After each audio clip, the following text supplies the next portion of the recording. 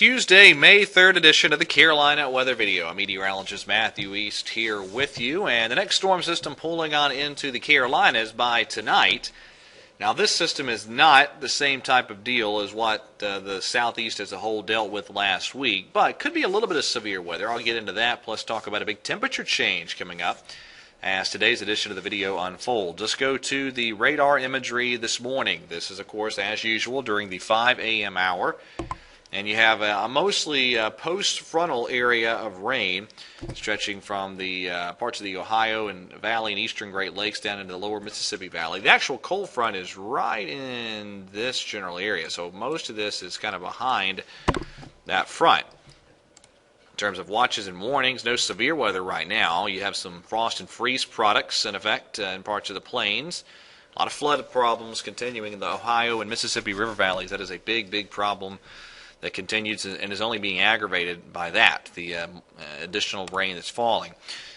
Temperatures ahead of the front, still quite mild. Almost everybody in the 60s across the Carolinas, down into parts of Georgia and Alabama, southern Mississippi, but then it is significantly cooler behind that advancing front. Now let's talk severe weather. This is the day one convective outlook. And there is a slight risk out from the foothills in northwestern Piedmont of North Carolina on up into eastern PA. There's your tornado probabilities today. Highest probabilities of tornadoes in the Virginias up into Pennsylvania. The wind probabilities there, your 15% area, basically covering the entire slight risk region. And there's the hail probabilities as well. This is the reason that we'll see the showers and a few thunderstorms rolling in. That's a pretty strong upper-level trough swinging on in. Now notice this time around it is not negatively tilted. It is actually positively tilted like that, so that is not nearly as favorable for uplift ahead of the trough, and not as violent of a severe weather setup at all. And with that said, here's the Craven Significant Severe parameter off of the NAM, valid 8 o'clock this evening, and you do get some pretty good values spiking up there from Georgia, South Carolina, and the Carolinas northward, especially then when you get into Pennsylvania. That's probably the most significant severe weather risk area today, up around Pennsylvania, maybe into Maryland.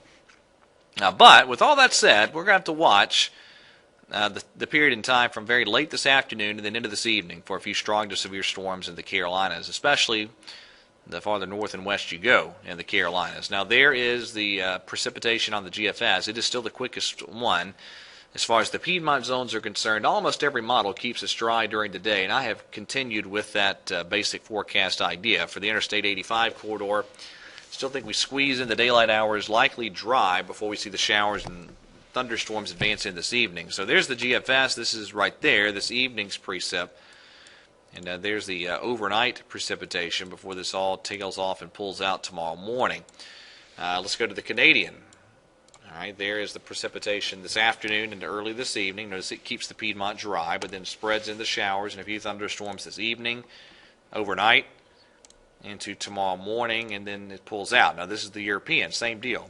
Through 8 p.m., it keeps everybody dry, but then after 8 p.m., it brings in the chance of showers and a few thunderstorms. The severe weather opportunity is pretty much relegated to this evening. The cold front passes through, and a lot of the rain will actually occur around here behind the front. So we end up with some rain overnight, excuse me, with falling temperatures, and then a much cooler day for our Wednesday.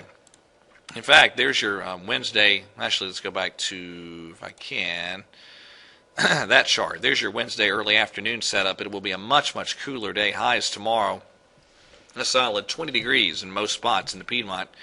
Cooler than what we'll see today. And then here we are. Excuse me. Let me go back and grab this chart. This is Thursday morning.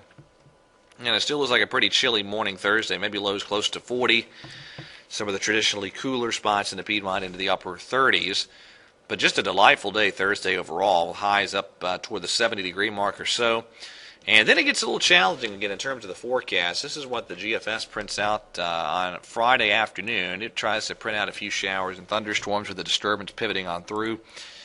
Then you get into Saturday, mainly dry, and then again Sunday, the chance of a few showers and storms. The European agrees with that chance of at least a few showers or storms on Sunday.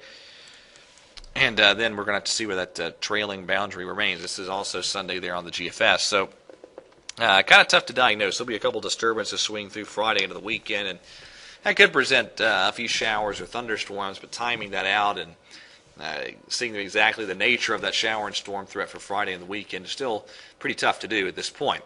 All right, that is it for today's edition of the video. Thank you for watching. Have a great Tuesday, and God bless.